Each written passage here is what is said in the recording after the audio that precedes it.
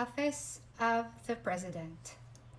Binigay mismo ni President Lai Ching-te nung pumunta kami sa Taiwan Presidential Palace.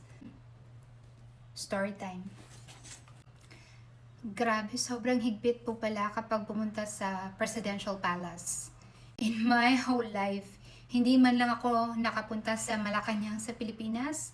Tapos, kahit masilayan man lang yung Malacanang sa atin, hindi ko nagawa. But dito sa Taiwan, I was given a very rare opportunity na pumunta sa Taiwan President's Palace at mag-ikot-ikot. And not only that, I am so proud to represent our race as the only Filipina in that 2-day travel program para sa mga empowered new immigrants dito sa Taiwan. So what happened? Bakit ako nakasali sa travel na to?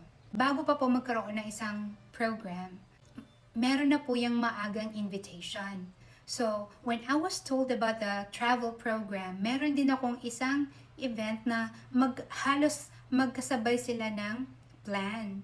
Pero, in the end, mas nauna mag-confirm yung schedule going to the President's Palace. So, mas inuna ko po yung nag-confirm. And medyo, syempre, nalulungkot ako kasi hindi ko na gawa yung isang event ko since it's a 2-day travel. But I am so happy na naging parte ako ng travel na to.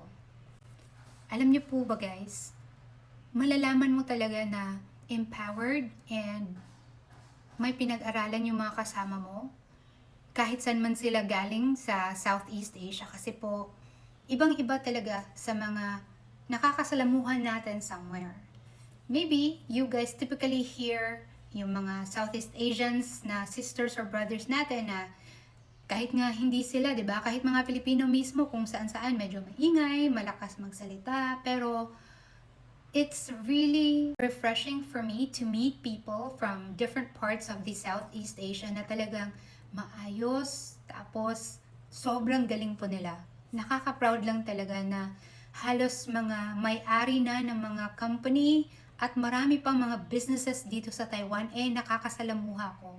Alam nyo, totoo talaga yung mga sinasabi nila na sa mall pa lang or sa airplane pa lang nasusukat na ng mga staff kung anong klaseng tao ka. Kahit pa ano yung suot mo, kahit pa branded buong katawan mo, kung hindi maganda yung pinapakita mo sa ibang tao o iba yung asal mo, malalaman talaga ng staff kung totoong may pera ka or kung anong klaseng tao ka or kung anong status mo.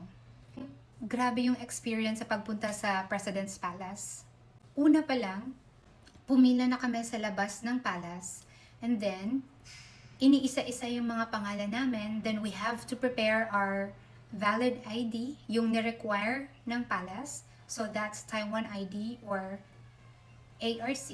And then pagkatapos na na-check yung pangalan namin, sabay-sabay kaming pumasok sa entrance ng palace.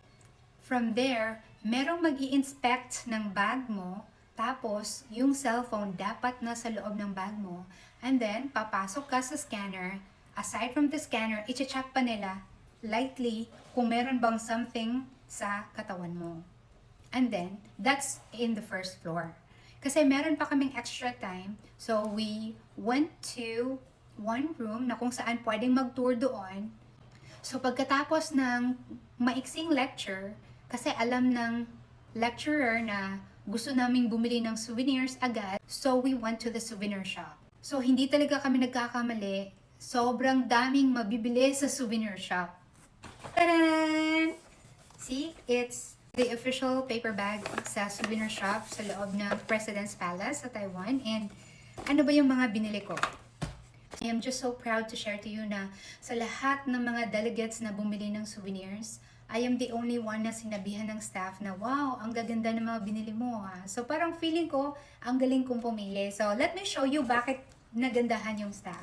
So first, I chose this. Siguro alam niyo na kung ano to kasi usong-uso yung magsa-stamp dito. Yan. And then, of course, postcard. Super cute niya lang. And, isi-send ko to kay Tatay Digong. And then, this is not part of the souvenir, but I was really thirsty, so bumili ako ng tubig. Alam nyo kasi, nung pumunta kami sa President's Office, nasa second floor siya. So, kailangan namin talagang on time. Kasi pag hindi kami kompleto sa oras na yon, hindi kami haharapin ng President. So, talagang mabilisan yung kilos namin kahit mag-CR para talagang ma-meet namin yung President. And, yes, of course, luckily, na-meet talaga namin si President Lejingde. So, this is ref magnet. Sobrang cute lang, di ba? And another ref magnet which says, 我到过总统府. Ibig sabihin, nakapunta na ako sa President's Office or President's Palace. And then, the cute one, Taiwan. And this is a really rare na pin. Yes.